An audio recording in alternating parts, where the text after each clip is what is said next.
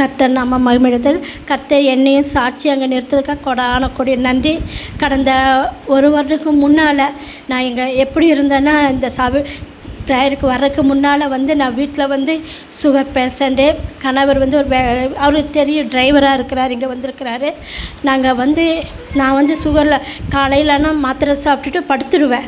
அவர் வேலைக்கு போவார், அவருக்கும் உடம்பு சில வயிற்றாலேயே போகும். ஆனால் நாங்கள் அதிகாலை ஜெபிப்போம். நாங்கள் சர்ச் ஆஃப் காடுக்கு போகிறோம், ஆனால் ஆண்டவருக்குள்ள இருக்கிறோம். ஆனால் அந்த அபிஷேகம் இல்லை. சர்ச்சுக்கு போவோம், ப்ரேயருக்கு போவோம், படுத்துடுவேன்.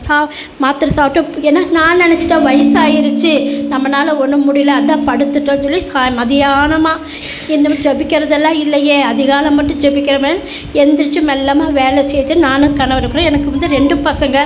அதில் ஒரு பெரிய பையன் இருக்கிறான், சின்னவன் 17 வயசில் இறந்துட்டான். விளையாட போனவன் கிணத்துல குழியில் விழுந்து இறந்துட்டான். ஆனாலும் எங்களுக்கு போராட்டம், எனக்கு அதெல்லாம் தெரியல. அப்புறம் போராட்டத்து மத்தியில் எங்கள் பெரிய பையனுக்கு கல்யாணம் ஆச்சு 7 வருஷத்துக்கு முன்னால்.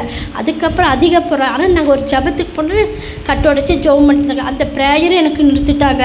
அதிலேருந்து நான் வீட்டில் படுத்தே இருப்பேன். அவர் வேலைக்கு போவார், நாங்கள் வருமானம் வரும், ஆனால் ஒன்றுமே கையில் இருக்காது.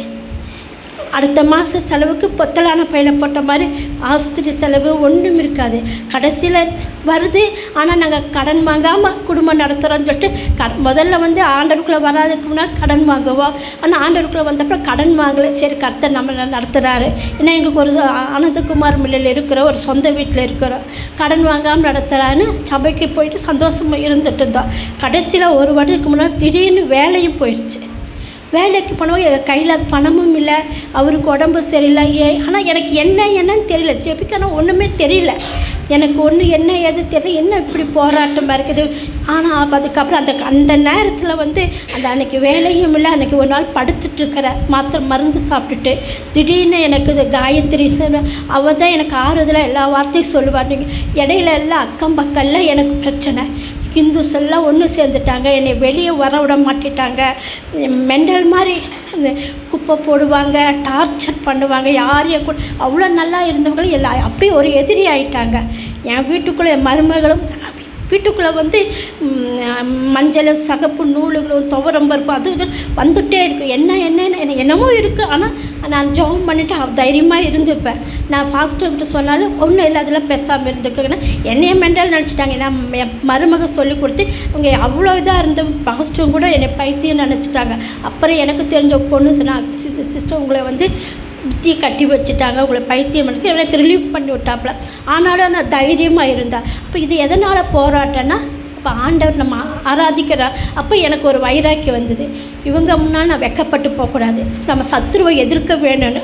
அப்போ நான் ரொம்ப பயந்து சுகமாக பேதையாக இருந்தவன் தைரியமாயிட்டேன், ஜோம் பண்ணிட்டேன். அப்போ கடைசி நேரத்தில் அந்த மறுபடியும் வேலை போனோன்னா ரொம்ப சோர்ந்துக்கிறப்போ காயத்ரி சொன்னால், அக்கா இந்த மாதிரி. ஆனால் ஏற்கனவே நாங்கள் சிஸ்டர்கிட்ட சிங்கப்பூர் பிளாஸாவுக்கு வந்திருக்கிறோம். அதுக்கப்புறம் அது அந்த ப்ரேயருக்கு வராமல் விட்டுட்டோம். அதுக்கப்புறம் இங்கே போலீஸ் கோர்ட்டில் நடக்குதுங்க, நீங்கள் 11 மணிக்கு நீங்கள் போங்க, ஆனால் என்னால் இன்றைக்கி வர முடியாதுன்னு சொன்னால். எனக்கு அந்த போலீஸ் கோர்ட்டஸ் எல்லாம் தெரியும், ஏன்னா நாங்கள் ஆனால் எனக்கு 2 வீலர் போனதுனால பஸ் வசதி தெரியல, ஒரே தடுமாட்டம். அன்றைக்கி மாத்திரை மருந்து சாப்பிட்டுட்டு படுத்தது, ஒரு மயக்கத்தில் இருந்தது, வேலை இல்லை, ரொம்ப கஷ்டம்.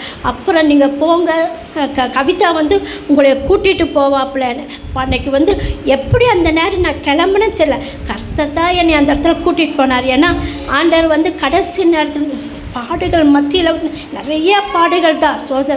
ஆனால் அந்த கடைசி நேரத்தில் அந்த செகண்ட் கர்த்தர் நம்ம கூட இருப்போம். அந்த மாதிரி என்னை அந்த இடத்துல அந்த 11 மணி பஸ்ஸுக்கு கூட்டிகிட்டு வந்தப்பல அங்கே இறங்கினேன். அந்த இடத்துக்கு தெரியாமல் தான் போகிறேன், ரோட்டில் தெரிஞ்ச இடம் ஆனாலும் தெரியாத மாதிரி போகிறேன். கவிதா கூட்டிகிட்டு ப்ரேயரில் உட்கார வைக்கிறப்பல அன்றைக்கி நான் சாப்பிடவும் இல்லை, அப்படியே எப்படி ஒரு பைத்தியம் மாதிரி நான் உட்காந்துருக்கிறேன். அந்த ப்ரேயரில் உட்காந்துருக்கிறப்ப அந்த ப்ரேயரில் வந்தப்பறம் தான் சிஸ்டர் சொன்னாங்க, உங்களுக்கு மரணக்கட்டு இருக்குது, அவருக்கு மரணம். ஏன்னா அவர் வரலாம் இருந்தால் அன்றைக்கி வேலைக்கு போனார், வேலையில் வேறு வேலைக்கு.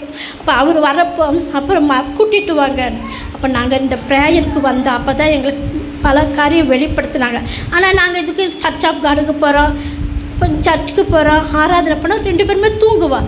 ஏன் நமக்கு ஒன்றுமே தெரியலையே, தூங்க.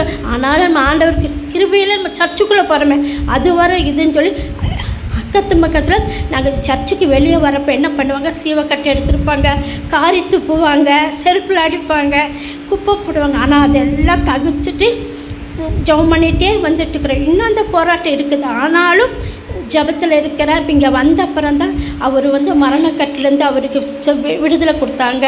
எனக்கு வந்து ஏன்னா நான் வேலை செய்யவே முடியாது. இப்போ எனக்கு சர்பத்தின் கிரி அதுலேருந்து எனக்கு விடுதலை கிடச்சிது. இன்றைக்கி வந்து நல்லா வேலை செய்கிறேன். காலையில் நைட்டுக்கு சமையல் செய்கிறேன். எங்கள் குடும்பம் நாங்கள் 2 பேரும் அவர் வேலையே இல்லாமல் இருந்து இப்போ எங்கே போனாலும் இப்போ வேலைக்கு கூப்பிட்றாங்க. வண்டி ஓட்ட முடியாது. ஏன்னா அவர் ப்ரேயருக்கு வரப்போலாம் ஏன்னா எங்களுக்கு செலவுக்கும் ஆனால் டாக்டர் செலவுக்கும் கர்த்தர் எங்களை நடத்துகிறார். நாங்கள் கடன் வாங்காமல் இந்த 1 வருஷமாக வேலையிட்டாலும் கர்த்தர் தான் எங்களை நடத்து.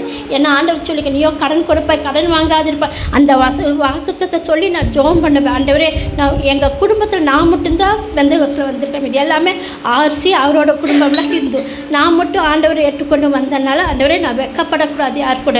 அப்போ நான் கடன் வாங்காமல் நடத்திட்டு வந்தார் இந்த வருஷம் இந்த வருடம் முழுவதும். அப்புறம் அவர் இப்போ வேலை பழைய 7 வருஷத்துக்கு முன்னால் இருந்த சிஆர்ஐ கம்பெனி வேலை எல்லாம் சத்துரு போராட்டத்தை வெளியே வந்தார். இப்போ மறுபடியும் அங்கே தான் போயிருக்கிறாங்க. அவங்களே கூப்பிட்டு வாங்க.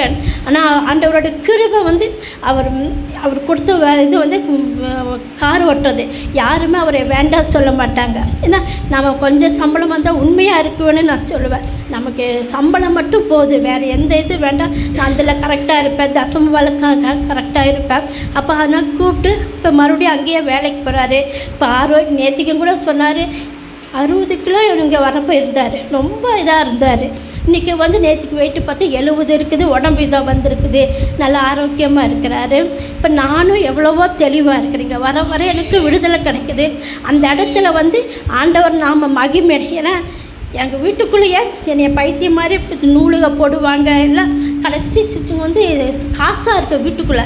நான் காசெல்லாம் யூஸ் பண்ணவே மாட்டேன். அப்போ சிஸ்டர்கிட்ட சொன்னாங்க 5 பைசாவாக இருக்கிறப்ப அப்போ சிஸ்டர் சொன்னாங்க இது தருத்தோட இது மந்திர தந்திரன்னு. இப்போ அந்த மாதிரி இதெல்லாம் இல்லாமல் இருக்குது. இங்கே வந்த அப்புறம் எனக்கு விடுதலை கிடச்சிது. என்ன ஏதுன்னா இப்போ மாதம் சம்பளமும் வருது. ஆனால் எங்களுக்கு வந்து நாங்கள் பிச்சை எடுக்க வேணும், நான் பைத்தியமாக வேணும்னு எங்களுக்கு செய்தது. ஆனால் இந்த சூழ்நிலையில் ஆண்டவருக்கெல்லாம் விடுதலை கொடுத்து இப்போ வேலைக்கு போகிறாரு. இப்போ நானும் நல்லா தெளிவாக தைரியமாக அந்த இடத்துல சாட்சியாக நிற்க வேணும் இருக்கிறேன். கர்த்தர் எனக்கு எவ்வளவு இன்னும் சொல்லவே நிறைய. அதனால் 10 நேரம் பத்தாது. ஆனால் இந்த ப்ரேயரில் வந்த அப்புறம் எனக்கு எவ்வளவோ விடுதலையோடு இருக்கிறேன். கர்த்தர் நாம மட்டும் மகிமையடைவது சாட்சியானது. கர்த்தருக்கு ஒன்றான கூடிய நன்றி.